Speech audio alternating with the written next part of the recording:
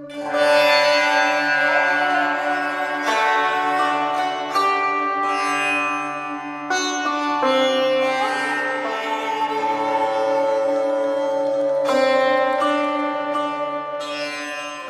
everyone.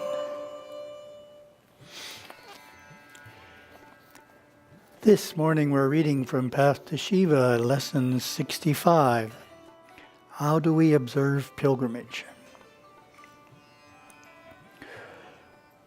We prepare ourselves for our yearly pilgrimage inwardly and outwardly. First, we have to decide where to go, how to get there, and how long to be away from home. We want to choose a temple that inspires us. It could be the famed Mahakaleshwar Shiva temple of Ujjain, or the Kashi Vishwanath temple in Varanasi, both in the middle of large cities. Or it could be a remote place such as Rameshwaram near the tip of South India with its purifying wells. Or it could be a holy site that is even harder to reach, such as Mount Kailash in Nepal, or the Amarnath cave in Kashmir. We may also choose a holy place in Europe, the Americas, Malaysia, or Australia. Then we make sure that our affairs will be taken care of in our absence, allowing us to concentrate on the pilgrimage. We prepare inwardly as well. Before a pilgrimage, some devotees will fast, eating just one meal a day for a week, or as long as a month. Others do extra sadhanas and attend their local temple daily. All get the Satguru's blessings for the journey. Once we reach the destination, we throw ourselves into the worship and attend every possible puja. We meditate deeply afterwards. We put all our concerns, worries, hopes, and dreams at the feet of the deity. We go home inspired and fulfilled. This is true pilgrimage. As Hindus, we don't necessarily feel the need to take a vacation to get away from it all. We live a moderate, unhurried life and look at our pilgrimage as a special, cherished time to take problems and prayers to God. We know that the blessings received will recharge our batteries and inspire us to do even better in our daily life. On pilgrimage, we hope for special moments with the deity, even an encounter with God at the holy destination. These spiritual moments will grow within us for years to come.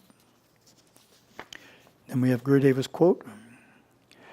Different temples become famous for answering certain types of prayers, such as requests for financial help, or prayers for the right mate in marriage, prayers for healing, prayers to be entrusted with the raising of household children, or help in matters of yoga, or help in inspiring bhakti and love.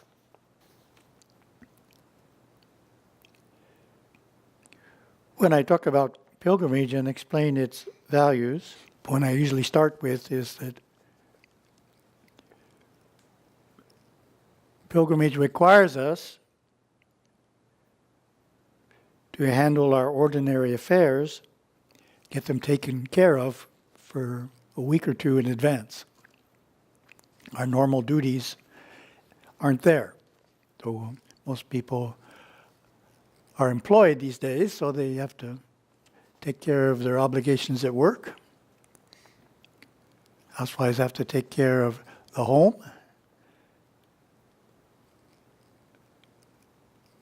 So we have taken care of these in advance, and therefore we don't have to think about them. We're not supposed to be going on pilgrimage and checking our smartphone every 10 minutes. Keep our normal life going. And what does that do? Well, it frees the mind. In other words, normally when we go to the temple, we're tending to puja, but we're also thinking about the obligations we have during the rest of the day or the rest of the week. They're on our mind. We haven't set them aside.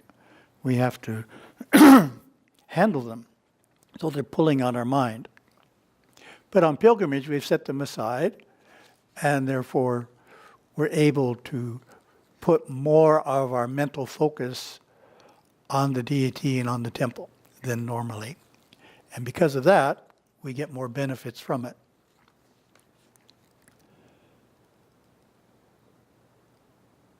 Going to the temple and being blessed depends a lot on what's going on in our mind. That's the point. We don't get the same blessings just because we go to the same temple. Depends what state of mind we're in. If we're distracted, then we don't get the same amount of blessings we can get if we're not distracted. And life has an ability to distract us, which is okay. Nothing wrong with being distracted by life. But during pilgrimage, we want to try and minimize that. So we're just really focused more on the deity and for a longer time. Ideally, a pilgrimage is 2 weeks, I'd say, is a good time because it takes us a few days to get into the spirit of it, to really adjust. And then we go along and then we come back to normal life afterwards. That's taking care of our affairs, preparing inwardly. I'm always impressed by the Ayyappan pilgrims. Their preparation is 40 days, pretty intense. Before they go on the pilgrimage to Sabarimala, they have 40 days of preparation that they've gone through to get into the right spirit, which is pretty strict preparation.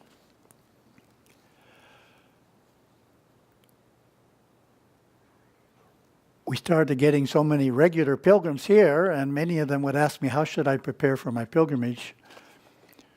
That instead of trying to write to them individually and make certain suggestions, we created our pilgrimage booklet, one-time booklet, which includes sadhanas to do once you get here and how to prepare before you come. So it's all worked out. We just say, well, here's the booklet. The point being, really serious pilgrims don't start their pilgrimage the day they get on the plane. They start it ahead of time and prepare, do extra sadhanas. Depending on what their pilgrimage will focus on, the sadhanas could be different. For example, those going on the inner search to Sri Lanka, it's good to read from the Guru Chronicles. You get in the spirit of the parampara and Sri Lanka in your mind.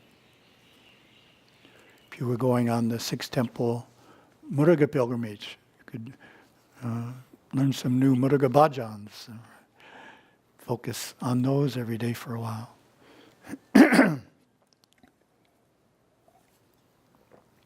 In other words, the preparation isn't always the same. It depends on what the pilgrimage will be, what you're going to do on the pilgrimage.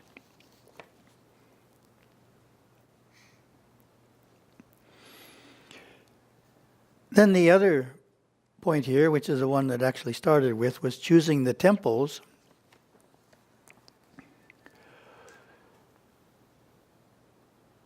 The temples of Hinduism aren't all of the same power.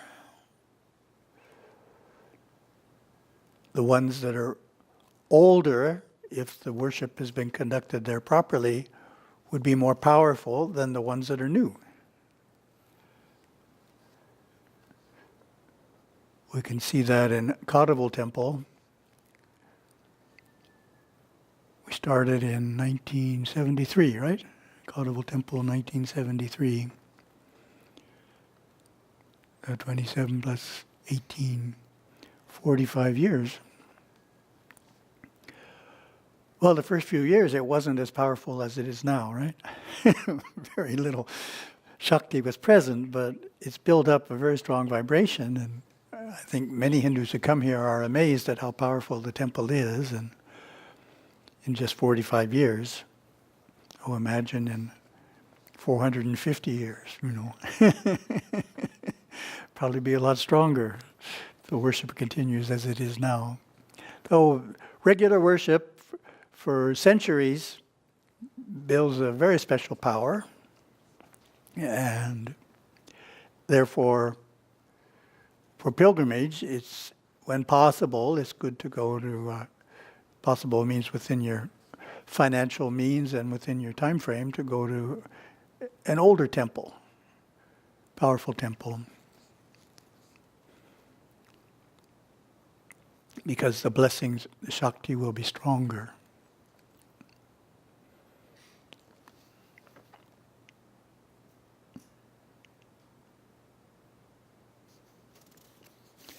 There's an interesting quote. Nice thing about having the trilogy as a PDF file, you can search for things. You say, I know what Gurudeva said, I have to think of the few words in it, and then you try and find it, right?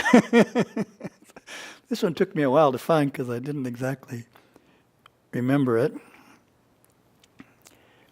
Darshan coming from the great temples of our gods can change the patterns of karma dating back many past lives, clearing and clarifying conditions that were created hundreds of years ago and are but seeds now, waiting to manifest in the future. Through the grace of the gods, those seeds can be removed if the manifestation in the future would not enhance the evolution of the soul. In other words, it actually totally removes some karma.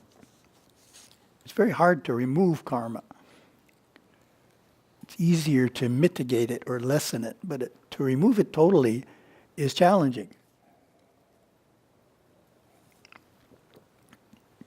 But this is one of the ways it can be done. It requires really a powerful blessing, special moment at an ancient temple, and certain karmas will go away. They won't manifest in the future. Which is good, right? Maybe you saved a few lives. Expedited your journey to Shiva. And you can see that in people. If it's a major shift, they come back from pilgrimage and say, this person is significantly different. And the person, him or herself, can feel it too. They kind of fit back into life in a different way, in a better way than when they left. Things have gotten better for them. The situation improves. That's a blessing of pilgrimage. Well, thank you very much. Om Namah Shivaya.